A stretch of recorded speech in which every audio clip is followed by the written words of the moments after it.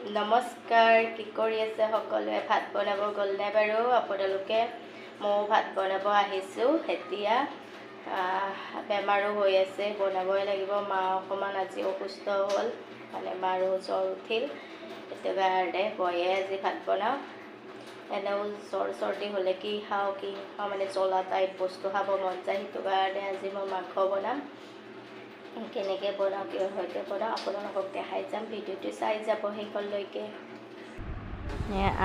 পিঁয়াজ আলু এনেধৰণে কাটি লৈছোঁ। নৰসিংহৰ পাত, জিৰা জালুক এনেকৈ লৈছোঁ। সেইখিনি পিচি ল'ব লাগিব। এতিয়া কেৰাহী পাতি দিছোঁ। কেৰাহী গৰম হোৱাৰ পিছত তেল দি দিছোঁ।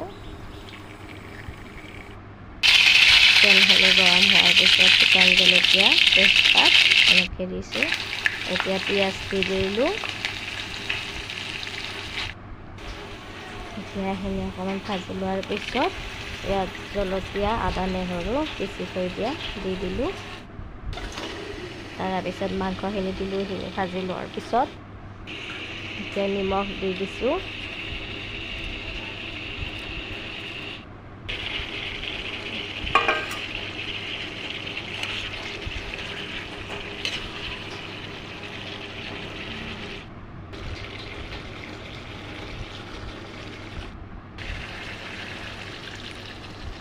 এতিয়া নৰসিংহ আৰু জিৰা জালুকখিনি দি দিছোঁ এনেকৈ।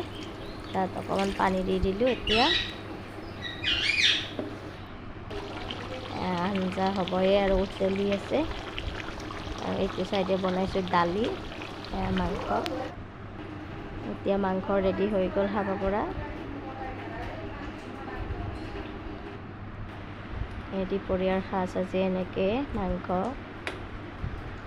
দালি, পিঁয়াজ, নেমু টেঙা।